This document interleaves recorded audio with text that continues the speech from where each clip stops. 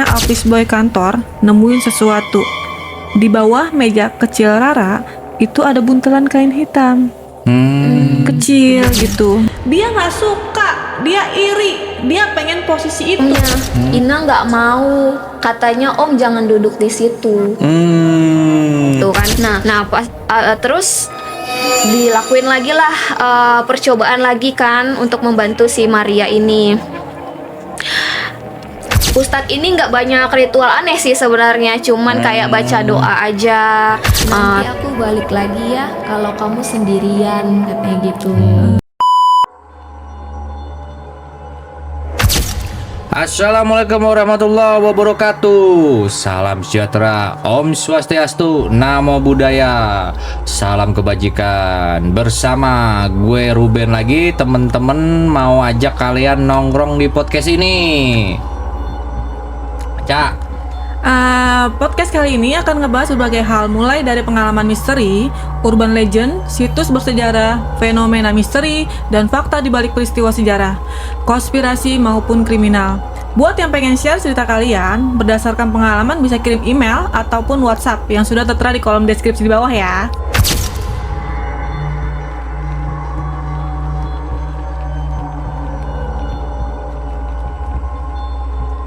Buat teman-teman semuanya, jangan lupa nih untuk subscribe, like, komen, dan share sebanyak mungkin supaya channel ini lebih berkembang ke depannya.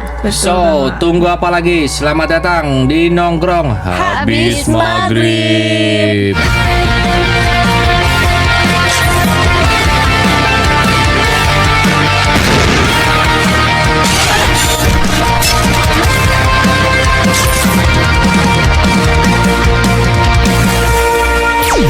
Podcast ini terwujud karena dukungan dari beberapa pihak. Pihak yang support kami di studio ada Lanos Studio yang beralamat di Bilangan Bintaro, tepatnya di Jalan Elang, mempunyai 4 studio yang udah full equipment. Cocok banget buat kalian yang mau bikin podcast untuk project, kantor, seminar. Harganya juga terjangkau dan banyak promonya, fasilitasnya oke. Betul banget. Ya. Selain Lanos Studio juga, kami juga membuka support untuk teman-teman yang ingin mendukung acara kami, seperti mungkin ada yang mau support di makanan atau minuman, terserah kita terima ya. Jadi apalagi kita ini podcast nongkrong, jadi kita butuh hidup terus ya Kak. Iya. Jadi kita butuh support sebanyak-banyaknya teman. Betul. Nongkrong kali ini nih Mas, kita mau bahas apa nih, Rubet? Kebetulan kan hari ini kita ada segmen ya yang dinamakan bacain cerita. Betul. Ya, dari teman-teman nongkrong ya. Salah satunya ya juga cerita misteri, horor, kejadian-kejadian yang mereka alami. Pokoknya intinya kita tuh nggak terus-terusan juga narsum ya, karena mungkin ya kita juga awal baru ya. Makanya lagi-lagi yang punya cerita, yang bersedia kita undang, Betul. silakan kirim email, data diri semua di kolom deskripsi adanya, oke? Betul. Supaya bisa kita ngobrol di sini, kita ajak gitu. Jadi kita sekarang ini yang kita angkat adalah bacain cerita dari teman-teman nongkrong kita. Dan kebetulan Ica udah punya ceritanya ya? Betul nih, Mas. Sudah dikurasi tadi ya? Oke. Nih, aku Silakan. izin masuk aja ya. Iya. Ini kan aku dapat masukan nih, ada cerita dari temanku sendiri. Nah, dia tuh dia mau ceritain tentang pengalaman dia. Jadi kita angkat aja kayak guna-guna di kantor. Oh, Jadi guna-guna di kantor dia pribadi ya. Hmm. Ini Pelet ya, kayak semacam itu. Oke. Nah, ini aku coba ceritain dulu ya semuanya. Ya, silakan Ca. Nah. Mari, teman nongkrong, dengarkan. Nih, di sini temanku berubah nih dari cerita dia. Teman aku tiba-tiba berubah setelah naik jembatan. Sebelumnya aku samarkan aja ya untuk namanya. Kita anggap namanya ini jadi Dina.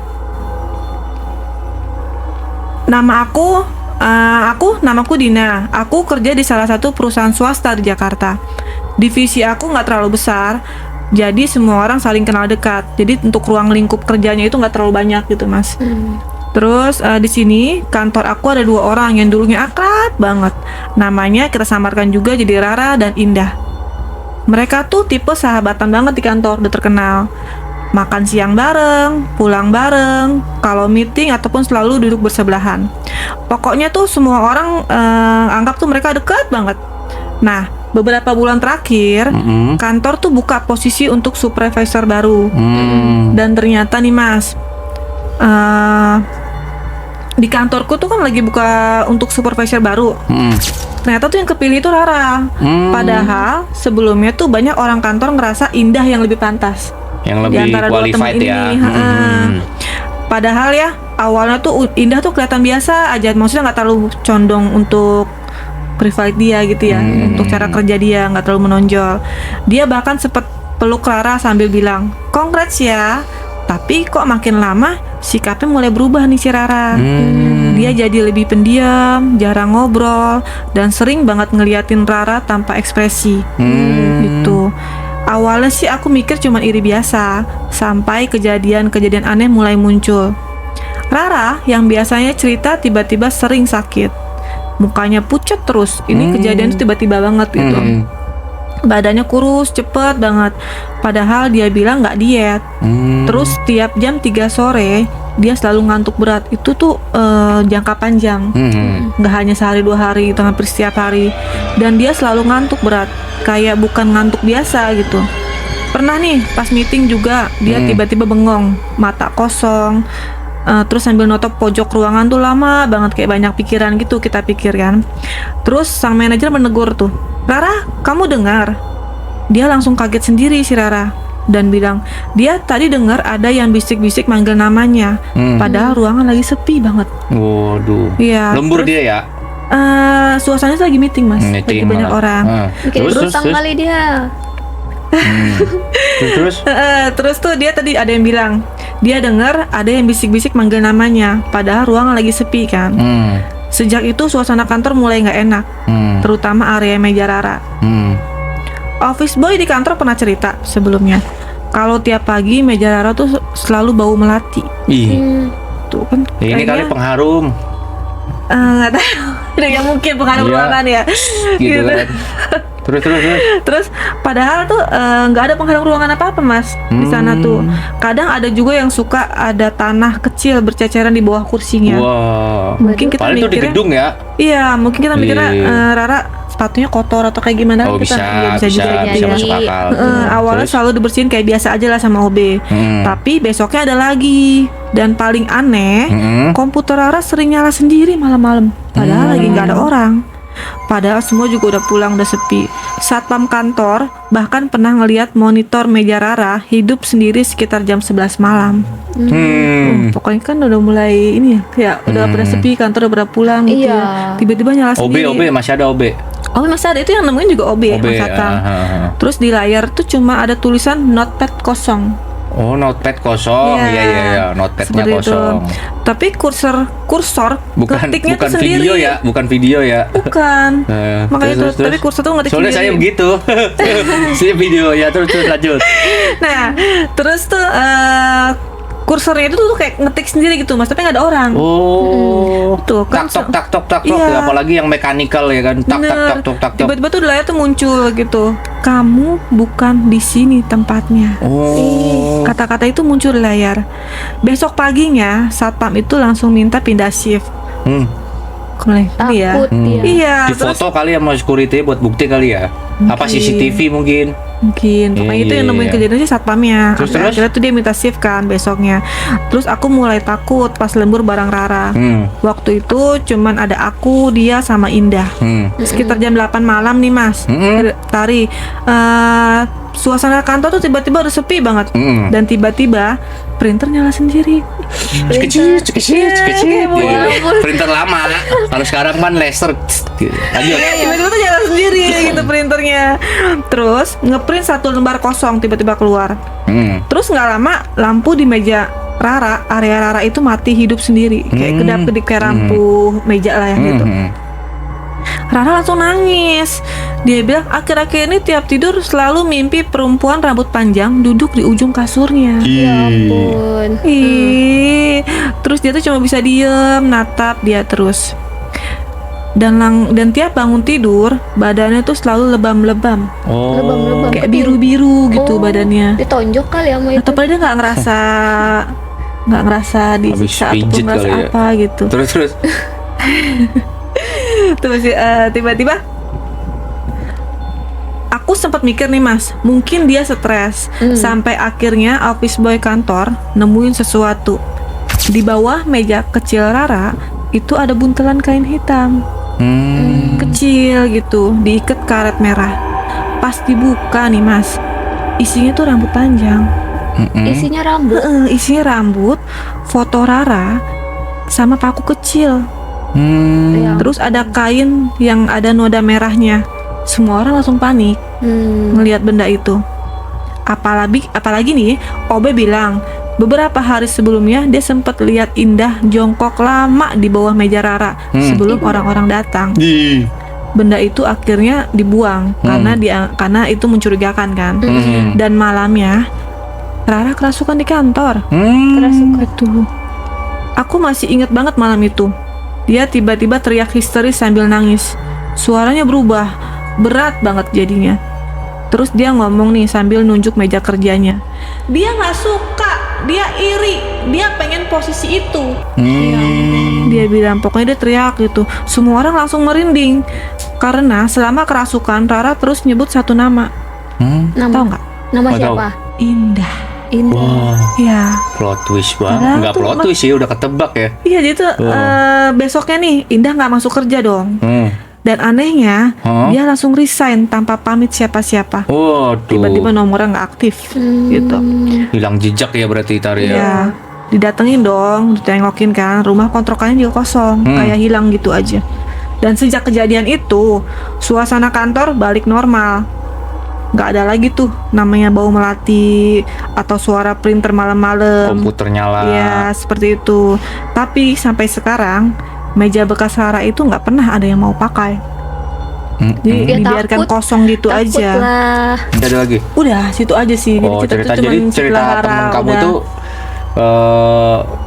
apa endingnya bahwa si mejanya itu emang udah nggak ada yang mau emang udah nempatin. ngempatin. Heeh. Indahnya kemana Indah? Indahnya sih masih ada, cuma Indah Rara masih yang ada. hilang gitu. Oh, gitu. Berarti pelakunya Rara. berarti kalau apa namanya gimana tuh Tar kalau misalkan kamu kayak begitu dapat informasi kayak gitu tadi kamu nanya gimana? Iya, kalau misalnya aku pribadi kalau dapat posisi kayak gitu, aku juga nggak mau deh numpetin tempatnya. Serem banget. Jadi kalau yang aku tangkap sih Mas ya ceritanya nih, orang mikir di awal kan ini udah deket banget nih, cuman gara-gara masalah iri hati, masalah hati kok bisa sampai lari ke jalan lain untuk saling nyakitin gitu kan, dengan gara-gara dia pengen posisi itu tapi dia nggak mau menunjukkan, cuman jadi lewat belakang. Iya. Seperti itu. Ya namanya juga dunia kerja ya, Iya. pasti ada aja lah drama-dramanya Betul. kayak gitu. Dunia usaha juga ya. Tuh. Gitu. Itu tapi yang jadi memang banyak sih fenomena kayak gitu ya. banyak. Kadang ada yang security. Biasanya tuh yang kayak gitu tuh kalau nggak security OB sama office boy, office girl tuh. Iya. Yang kayak gitu ya kan. Jadi biasanya gitu tuh kalau shift malam lembur, overtime ya kan. Apalagi di gedung-gedung yang gede tuh ya kan. Jadi kita mau nggak mau apa namanya? Ya kita kayak gitu tetaplah lebih mendekatkan diri pada Allah ya kan, Iya, betul. pada Tuhan ya, agar hal-hal yang terjadi seperti itu dan tidak terjadi lagi seperti itu. Apa yang diceritakan oleh terlepas baik Rara pelakunya atau ada intrik mereka berdua, ya kita bersaing sehat aja, rezeki nggak kemana. benar Walaupun banget. ada kita kerja juga harus kompetitif dan punya skill. Iya. Ya kan, jadi yang dilihat adalah memang kredibilitas dan skillnya. Ya, perbaiki diri sendiri dulu lah. Bukan gitu, kalau bukan misalnya- karena kalau nggak salah bukan karena cerita juga dari teman kita kemarin Mas Angki ya. Jadi bukan hanya tampilannya, bukan hanya looks-nya, tapi memang dia benar karena kredibel dan qualified di bidang itu. Iya. Gitu. Aku jadi ingat. Tari gimana tuh? Aku juga jadi ingat di kantorku juga kan ada sapam ya. Mm-mm. Nah, dulu kantorku itu sebelum jadi kantor sekarang itu sering juga dapat kayak gangguan-gangguan. Nah, kadang di bagian lorong itu kan ada kayak pintu kecil ya buat naruh helm, buat apa, naruh mantel gitu-gitu kan. Nah, di situ tuh biasanya berisik banget. Sampai satpamnya aja tuh tiap malam itu nggak ada yang kayak berani sampai malam banget, maksudnya pulang gitu, nggak sampai pagi gitu. Karena memang seseram itu. Akhirnya si owner aku ini manggil lah salah satu ustadz gitu. Padahal sebenarnya dia itu agamanya Kristiani gitu, tapi dia manggil ustadz ya. Jadi didoain lah tempat-tempat itu. Sampai sekarang sih katanya masih ada gangguan-gangguan seperti itu. Cuman ya udah cukup tahu aja sih sebenarnya kita, karena udah lewat juga. Jadi ya memang makhluk-makhluk kayak gitu tuh memang Pasti ada. Ya. Terlepas dari guna-guna ataupun memang penunggu di situ, ya banyak macamnya lah teman-teman. Ya jadi hal-hal kayak begitu ya kita maknai aja dengan fokus, ya kan, terus saling menghargai juga, saling respect juga, ya mau kita dalam kondisi apapun ya kita tetap ya mendekatkan diri yang di atas saja gitu loh. Karena hal-hal kayak begitu memang pasti terjadi kayak gitu. Cuma yang jadi pertanyaan kan adalah kenapa sih kita mau kerja karir aja hari gini masih pakai gitu-gituan gitu loh. Sekarang kan bukan aja. guna-guna sebenarnya menurut aku sih, lebih ke ordal. Ordal, dia Yang penting kenal ada ya, bisa naik cepat terus gitu. dia nyetor, ya kan, masuk kerja enak, ya kan. Nah jadi lapangan kerja sekarang ya begitulah gitu ya. Iya Ada begitu. 19 juta ya. Ya pokoknya kurang lebih sih kayak gitu. Nah kebetulan nih kita lanjut aja di cerita kedua tuh. Betul. Kamu punya cerita kan? Iya benar, aku juga ada Coba cerita. bacain nih. Jadi teman kita ini yang namanya disamarkan yaitu Maria. Jadi dia itu mau ngasih tahu kalau ada sesuatu yang nemenin dia bertahun-tahun sejak kecil, Kak Ica, Kak Ruben. Nah, Maria bilang waktu umur dia 4 sampai 6 tahun dia punya teman, dalam artian teman khayalan. Oke. Nah, dan buat Maria kecil itu tuh normal. Dia sering main sendiri di teras rumah sambil ngobrol. Kadang ketawa sendiri, kadang juga dia marah sendiri. Nah, awalnya orang tuanya tuh nggak terlalu mikir aneh, Kak. Ya namanya juga anak kecil. Ya kadang punya dunia sendiri ya. Iya, namanya Khayalan. juga anak kecil ya. Jadi ibunya bahkan sempat bilang kayak paling teman khayalan. Tapi lama-lama hal-hal kecil mulai bikin gak nyaman nih. Nah, Maria kecil tuh sering nyebut nama seseorang, Kak. Namanya Ina. Oke. Ina Dan itu dalam bentuk apa kok betul? dalam bentuk gaib. Ya maksudnya jin. Oh bukan dari boneka ataupun mainan dia ya? Iya. Jadi dia tuh bukan bentuk apa-apa, tapi dia ngelihat makhluk gaib gitu, yang namanya itu Ina. Gitu. Terus lanjut. Nah, dia bilang Ina itu terlalu detail. Dia menjelaskan sosok Ina itu terlalu detail, Kak. Jadi dia bilang kalau Ina ini perempuan kecil, rambutnya panjang, bajunya juga kotor, dan kakinya itu nggak pernah kelihatan karena selalu ditutupin. Bajunya terlalu panjang. Iya, betul. Terus. Nah, yang bikin ibunya mulai takut, si Maria ini sering nyiapin makanan buat si Ina, Kak. Nah, dia buat makanan pura-pura dan dia itu minta ke ibunya gitu. Nah, dan dia beneran ngambil piring kosong, dia kasih nasi, dia terus kayak ngasih makanan-makanan lainnya. Terus ngomong katanya si Ina belum makan, katanya gitu bilang ke ibunya. Nah, kadang kalau misalnya mamanya nggak ngasih nih, si Maria itu marah sama mamanya, nggak ngasih makanan gitu. Nah terus pernah satu malam sekitar jam 1 pagi, ibunya bangun karena dengar suara Maria lagi ngobrol di kamar. Nah pas dicek, Maria lagi duduk di pojok ranjangnya Kak, tapi sambil ngadep tembok. Nah terus dia pelan-pelan nih ngomong, "Jangan ganggu ayah," kata itu, "nanti ayah takut," kata si Maria. Oke, ibunya langsung merinding dong Kak, karena suara Maria itu waktu itu bukan kayak suara anak kecil. Suaranya itu terlalu pelan dan datar juga. Oke, sejak saat itu kejadiannya tuh makin sering. Tetangga juga mulai notice, soalnya kalau sore si Maria itu sering main sendirian di halaman rumahnya, kan di belakang rumahnya ada halaman tuh. Jadi dia sering main di situ sore-sore sambil ketawa-ketawa dan lari-lari kayak sama seseorang gitu, padahal nggak ada. Nah, dan tiap ditanya main sama siapa, katanya ada yang nanya kan, misalnya mamanya nanya nih, main sama siapa, Maria tuh selalu jawab, "Sama Ina," katanya gitu. Nah masalahnya Maria sering nunjuk ke sudut kosong juga Kak. Dan satu kejadian yang bikin keluarga besar mereka ini jadi mulai panik.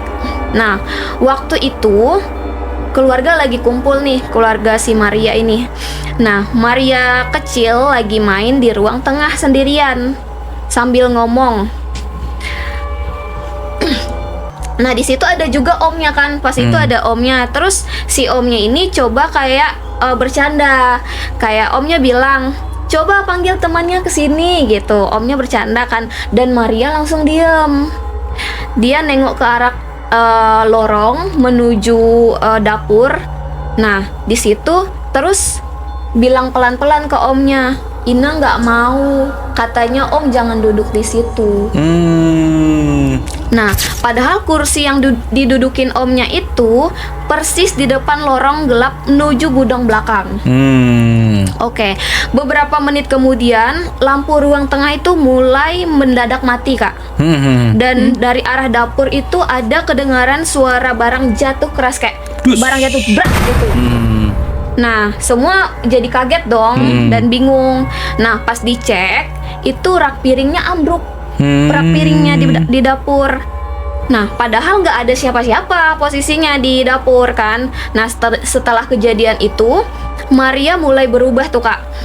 Dia jadi sering ngomong sendiri kalau malam, kadang ketawa, kadang nangis juga.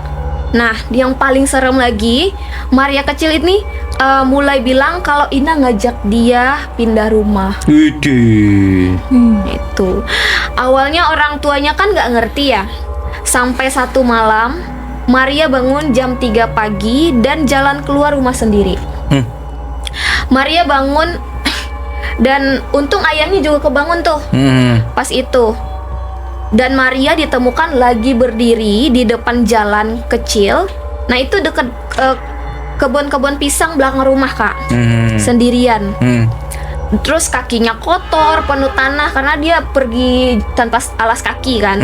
Nah pas ditanya sama ayahnya, "Ngapain?" Maria jawab sambil nangis. Dia bilang, "Ina marah, katanya Maria janji ikut," katanya gitu. Sejak itu keluarganya mulai cari bantuan. Nah, orang pertama yang didatengin katanya itu adalah orang pintar di kampung mereka Kak. Dia ada di kampung sebelah pokoknya. Nah, katanya Maria itu ketempelan sama dukun itu bilang. Nah, orang itu ngasih air doa dan ritual kecil. Malam pertama setelah ritual, Maria justru jadi makin ngamuk hebat. Dan teriak-teriak di kamar sambil nunjuk lemari Kak. Nah ibunya juga bilang kalau suara Maria ini berubah jadi serak. Suaranya jadi kayak gitu, serak-serak gitu. Dan dia ngomong, "Ina nggak mau pergi," katanya gitu. Si hantunya itu nggak mau pergi. Nah besoknya tubuh Maria jadi panas tinggi hampir 2 hari. Nah, berarti percobaannya gagal dong. Percobaan pertama gagal. Nah, sekarang mereka ngelakuin percobaan kedua lagi nih Kak. Jadi orang tuanya bawa lagi nih dukun lain gitu ya. Nah, keluarga bawa Maria ke seseorang yang katanya itu bisa nutup mata batin. Nah, pas proses berlangsung, Maria tiba-tiba muntah. Terus dia juga ketawa sendiri, tapi bukan ketawa anak kecil. Gitu. Cerita apa tuh? Ketawa apa tuh? Ketawa Kayak orang dewasa gitu. iya, ketawa kayak orang dewasa. Pokoknya nggak normal anak kecil lah gitu. Kayak ada serak-serak juga. Terus ayahnya sampai keluar rumah Kak karena nggak kuat lihat anaknya jadi kayak gitu. Nah, terus malamnya semua orang di rumah itu dengar suara langkah kaki di atap. Terus langkah kaki itu bolak-balik terus ke area rumah sampai subuh. Dan tetangga juga dengar, dan anehnya pas dicek itu nggak ada siapa-siapa. Setelah itu Maria makin lengket nih sama Ina Kak. Jadi dia nggak mau masuk sekolah. Pas itu si Maria ini masih TK ya. Nah, dan sampai dia takut keluar rumah. Terus selalu bilang kalau Ina nggak suka rame, katanya gitu. Dia selalu nyebut-nyebut teman khayalannya itulah pokoknya. Nah, terus tuh berarti gagal lagi kan? Percobaan kedua gagal. Akhirnya percobaan ketiga lagi. Nah, katanya ini dilakukan sama paranormal gimana sih? Paranormal terkenal. Oke. Nah, orangnya bilang yang ikut anak ini bukan cuma satu Pak, Bu, gitu. Jadi banyak ternyata, bukan cuma satu, gitu. Nah, kalimat inilah yang bikin orang tuanya makin kayak shock gitu, kayak langsung nangis ibunya gitu kan, kayak nggak nyangka. Nah, ritual dilakukan pas malam Jumat tuh pada waktu itu, dan di tengah proses lampu rumah padam. Nah, padahal rumah yang lainnya tuh di sebelah-sebelahnya pada nyala Kak, cuman di rumahnya si Maria ini yang padam gitu. Nah, terus si Maria teriak langsung, "Jangan pisahin Maria sama Ina," gitu. Pokoknya protes dia, berontak dia. Pokoknya jangan pisahin Maria sama Ina gitu. Pokoknya dia marah gitu kan. Nah, sampai tetangga itu juga berdatangan karena suara teriaknya si Maria ini kenceng banget. Nah, terus setelah ritual itu ternyata gagal lagi. Berarti udah berapa kali? Udah hampir 3 kali itu gagal. Nah, di situ Maria hampir seminggu nggak mau ngomong setelah ritual itu. Cuma duduk diam sambil natap pintu kamarnya aja. Kayak lagi nunggu seseorang yang masuk gitu. Diajak ngomong nggak mau, ngapa-ngapain nggak mau, keluar rumah pun nggak mau. Nah, sampai akhirnya keluarga dikenalin sama satu orang ustadz. Pokoknya ustadz ini udah tua di daerah Jawa Barat. Terus? Jawa Barat. Nah, kata orang ini dia jarang sebenarnya nerima kasus kayak gini. Nah, dan pas pertama kali lihat si Maria ini, ustadznya langsung bilang dia udah terlalu lama ditemenin, katanya kayak gitu. Nah, kalimat itu yang bikin keluarganya makin shock lagi kan, makin lemes lah pokoknya, kayak ya ampun kok bisa gitu kan. Nah, terus dilakuin lagi lah percobaan lagi kan untuk membantu si Maria ini. Ustadz ini nggak banyak ritual aneh sih sebenarnya, cuman kayak baca doa aja, tenang banget gitu, mungkin baca-baca apa gitu. Tapi suasana rumah itu katanya langsung berubah jadi dingin. Maria yang tadinya diam mendadak jadi nangis, teriak, "Ina takut," katanya gitu. Jadi kayak dia tuh kayak marah gitu loh. Si hantunya itu kayak Ina takut, katanya. Dia nyebut diri dia sendiri tapi di dalam tubuh Maria gitu. Padahal nggak ada yang nyebutin nama itu sama sekali loh malam itu. Tapi si ustadznya cuman bilang yang bukan tempatnya pulang, katanya gitu. Dan tiba-tiba semua pintu rumah kebanting hampir bersamaan. Langsung ketutup semuanya gitu.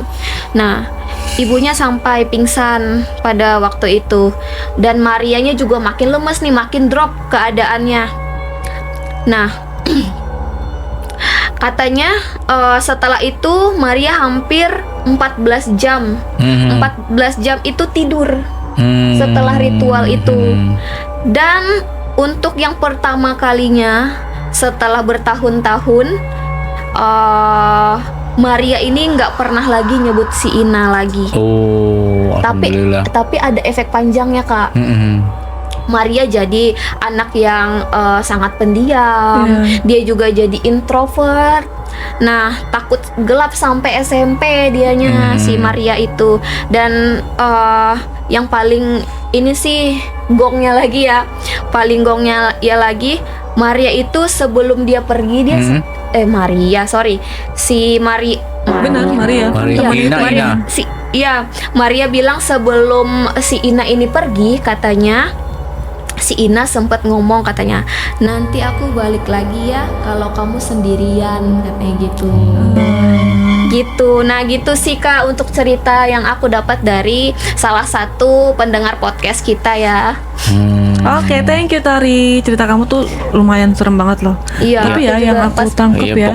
Pokoknya intinya mak, siapapun orang kalau manusia dilahirin mak, memang mungkin kecilnya pasti memang ada kecilnya itu ada dunia cuma pasti ada yang memang ada yang bahaya, ada yang enggak, gitu. ada yang emang Ada yang cuma diwariskan, nemenin doang, kayak gitu. Cuma yang jadi kocaknya adalah si Inanya itu kayak gimana ya? Termasuk jahat loh menurut aku. Dia termasuk ini juga memanfaatkan si Maria itu gitu loh. Dia termasuk temen yang jahat menurut aku dan ya. berlangsungnya usia kan dia jadi pribadi yang berubah ya. Iya, gitu. betul. Pokoknya cerita tadi seru banget dari dua cerita kalian ya. Sebenarnya bisa sih saya roastingin, cuma kayaknya suasana studio enggak, walaupun masih maghrib begini agak kurang ini ya, apalagi nih di malam satu suruh ya kan? Nah sebenarnya pengen sih kita mau cairkan dengan lawakan-lawakan atau gimana, cuma cerita saking antusiasnya, saking serunya dua cerita tadi kita jadi larut. Semoga juga teman tongkrongan juga menikmati ataupun memberikan manfaat kepada kalian semua dari dua cerita ini. Oke. Terus kita juga jangan lupa ya minta tolong subscribe juga. Ya, teman-teman. Gimana juga kita juga cerita ini tadi juga temen nongkrong ada masukan, saran atau kritik kan ya enggak? Kalau ada yuk diskusi, tulis, ramein di kolom komen. Buat temen nongkrong yang punya pengalaman misteri, horor, silakan kirim video. Mau kita roastingin, mau kita ini cerita horor juga. Benar. Dan teman-teman semua juga nongkrong, siapa yang mau kita undang sini, ayo kirim email, data diri semua di kolom deskripsi. Tari, apalagi Tari? Benar.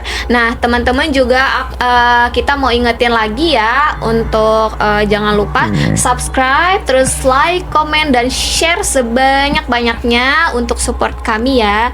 Endorse atau ngiklan juga boleh banget nih di sini. Benar. Ica paling karena kita nggak ada narasumber ya, Iya, paling kita sebelumnya kan kita mau terima kasih dulu nih untuk cerita-cerita yang udah masuk, dengerin ya. Betul. cerita yang udah masuk maupun ke Tari ataupun ke aku. Pokoknya terima kasih banget buat cerita kalian. Kita udah cukup bawain di sini. Mungkin kalau ada kurangnya masukannya boleh kita terima kok. Juga sosmed kita. Benar. Yang mau Oke. iklan, endorse boleh banget kita Iya. terima kok. Ya udah kalau gitu kita pamit pamit undur undur diri ya. Tapi sebelum pamit jangan lupa, Apa tuh? ini walaupun kita mau closing nih, ini studio tetap jangan lupa Benar. untuk Oh iya, teman-teman sewa ataupun apa di Lanos Studio yang ada keperluan di syuting Bilangan ataupun Bintaro. mau endorse juga ya bisa. Oke, gitu aja dulu ya. Oke. Saya pamit undur diri. Gue Ruben. Gue Ica. Aku Tari. Terima Sampai kasih. jumpa. Assalamualaikum warahmatullahi Bye-bye. wabarakatuh. Mereka ada di sekitar kalian.